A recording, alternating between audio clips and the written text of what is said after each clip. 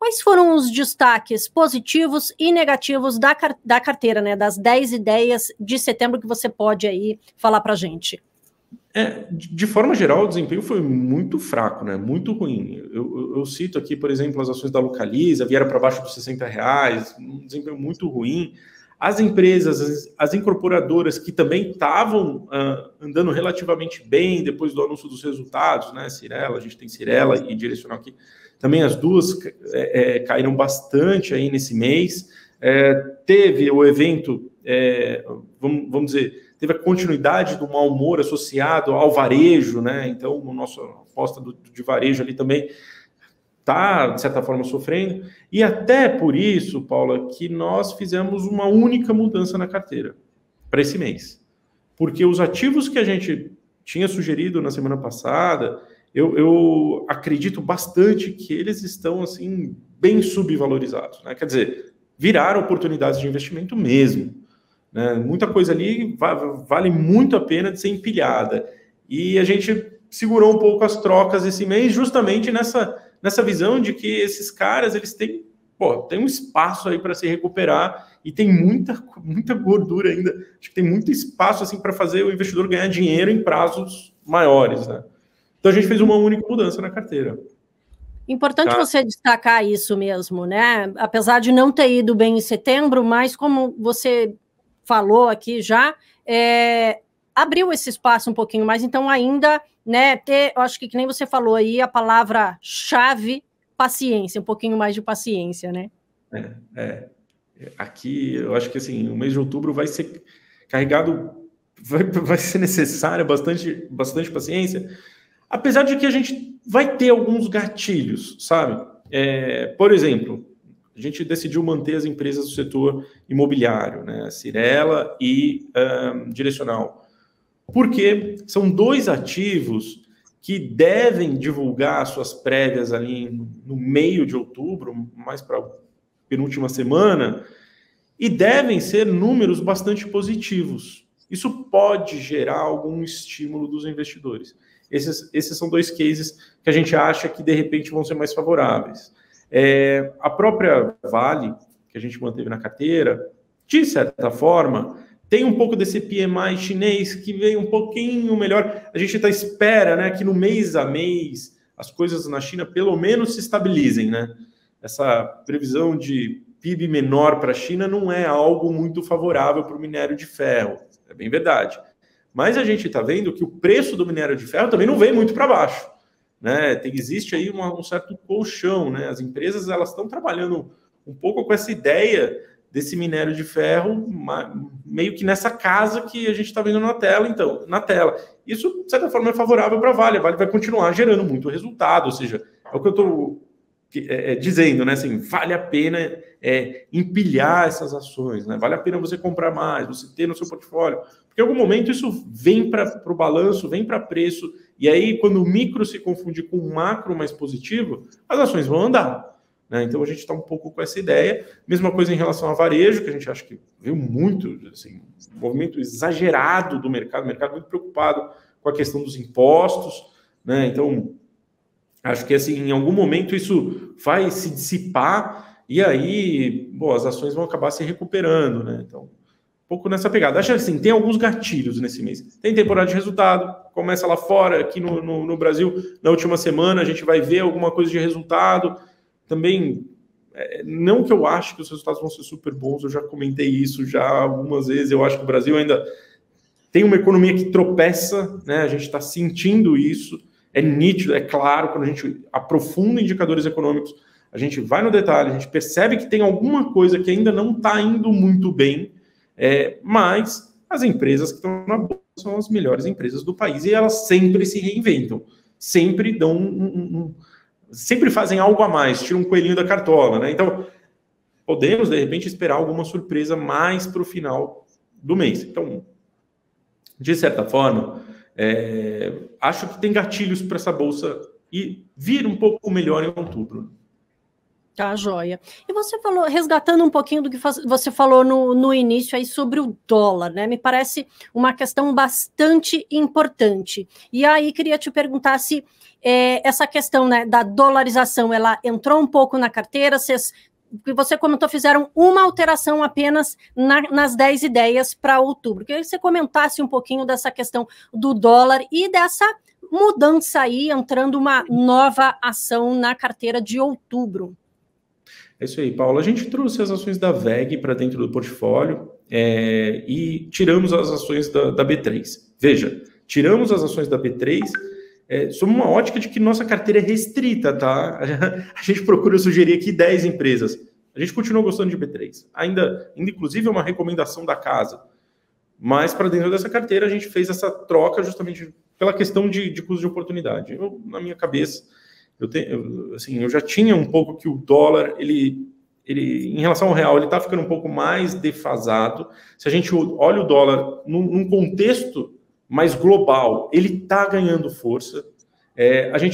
Existe aqui aquela história, né? A gente acha que o único emissor de dólar no mundo é os Estados Unidos, e não é, no final das contas, né? O que a gente está vendo é que na Europa, em especial os bancos europeus, estão demandando muito dólar para suas operações. Então, essa corrida dos europeus por dólar tem puxado a moeda, tem depreciado o euro, consequentemente as demais moedas globais. Todas as moedas emergentes, nesse último mês, foram muito mal. O dólar foi o grande vencedor. E me parece que, aí associado a um pouco essa dinâmica de Treasury pagando mais juros, a gente deve continuar numa corrida um pouco mais forte em direção ao dólar, especialmente nos mercados desenvolvidos.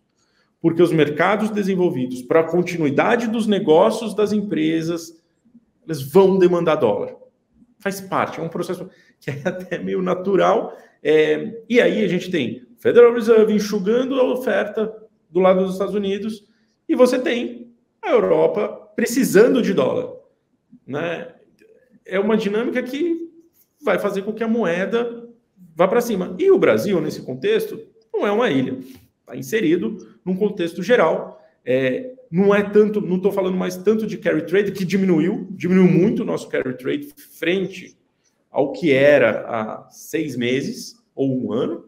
Esse carry trade está enxugando. Se a gente para pensar, nos últimos dias, a curva de juros brasileira, inclusive, abriu bastante, subiu bastante, justamente para compensar um pouco desse carry trade, né, que tinha ficado muito apertado, os juros americanos andando, o nosso juros também está subindo para e passo, tem um risco Brasil aqui embutido, tem muita coisa acontecendo aqui, e a gente vai ver, sim, esse dólar ganhando um pouco de força, é meio natural. Bom, a gente traz a VEG num contexto de quê? Primeiro, a VEG caiu cerca ali de 15% em relação às máximas que ela tinha atingido no começo do ano.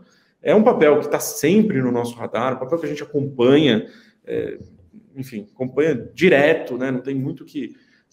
não tem como fugir dele, uma das grandes empresas brasileiras.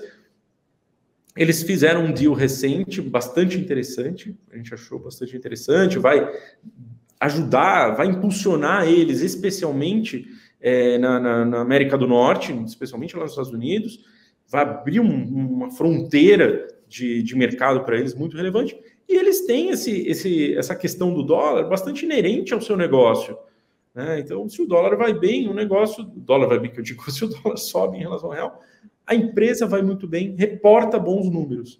Então, eu tô com a cabeça que VEG se tornou aí um pouco um play safe, né? Aquele porto seguro mesmo, aquela empresa que vai desempenhar bem se a economia brasileira se mantiver nessa mesma tocada. Tem muita coisa para ser feita aqui no Brasil, então eles têm mercado aqui no Brasil, tem muita coisa para ser feita lá fora em relação à energia limpa, eles vão agora ganhar mais o mercado.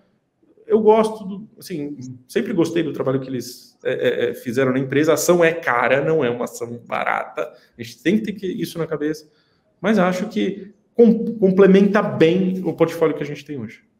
Abriu uma certa oportunidade. Você considera, então, que abriu uma oportunidade para a VEG? Porque, que nem você falou, ela é cara, vamos dizer assim, até já conversei várias vezes com o Fernando sobre VEG, né? Ele fala assim, nunca vai ser uma empresa, né, uma ação barata, mas para agora, para outubro, abriu uma oportunidade aí para entrar em VEG. Sim, me parece que sim. É uma oportunidade e ela carrega essa... vamos lá, é uma empresa que sustenta bem a carteira, sabe? Uma empresa que, se você carrega por um prazo mais alongado, ela tende a dar bons números, bons resultados. Enfim, uma ação que a gente gosta. A gente sempre gostou, a gente sempre teve como recomendação da casa. Eventualmente, por conta de valuation, a gente tira a recomendação, mas me parece que depois dessa queda faz algum sentido trazer de volta. Agora, por outro lado, entrou VEG e saiu B3, como você falou, vocês continuam otimistas, né?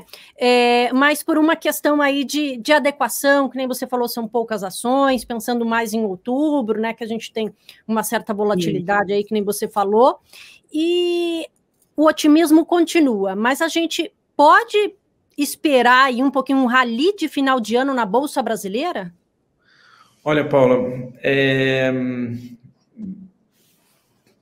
vamos lá, esperar a gente sempre espera, né?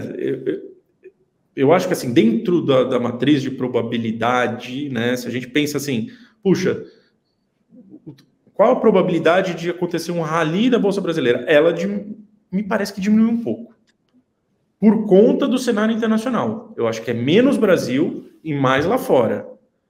Né? Agora, assim, pode ser que semana que vem eu volte aqui e fale totalmente ao contrário, tá? Mude tudo, né? Tá super difícil, o mercado tá super volátil,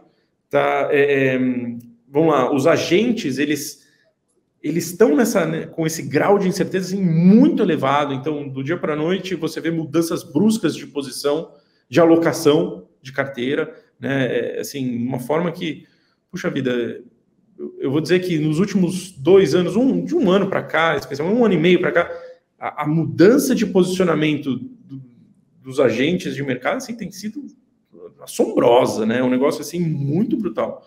Então, por hora, se eu fosse mapear, eu acho que a probabilidade de um rally de final de ano diminuiu. Por quê? Você tem essas situações mais difíceis lá fora, né? Desculpa, garganta está falhando.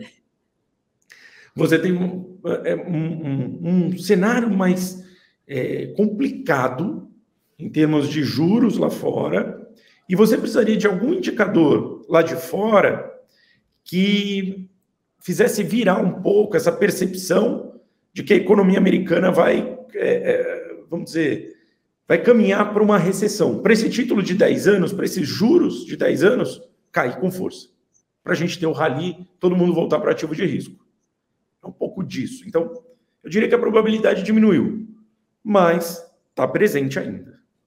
Porque, que nem você falou aí também, muito otimista aí com a nossa Bolsa Brasileira. E, pessoal, olha só, o João indicou aqui, né, que continuam na carteira Cyrela, Direcional, Localiza, Vale, falou também da entrada de VEG e da saída da B3. Mas se você quiser acesso à carteira completaça lá das 10 ideias para outubro, a gente vai deixar o link aqui na descrição da live para você acessar lá e saber direitinho quais são as porcentagens, né, João? Tudo direitinho lá, da carteira realmente toda completaça e com um relatório aí dos analistas da Empíricos Research.